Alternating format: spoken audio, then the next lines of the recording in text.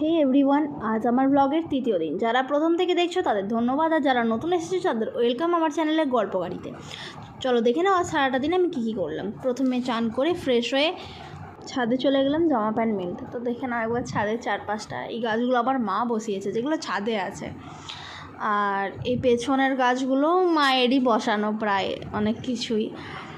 তো যাই হোক, এদিকে একটা পুকুর আছে, ওদিকেও একটা পুকুর আছে, দুদিকেই পুকুর আছে। আমাদের বাড়িটা দুটো পুকুরের মিডিলের দিকেই।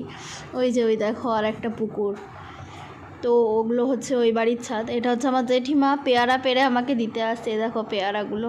সো চলো একটা ডিম সেদ্ধ খেয়ে নিলাম। দুপুরের লাঞ্চটা দেখানো হয়নি, তো একবারে ডাইরেক্ট সন্ধ্যের সময় পড়তে বসেছি এখন।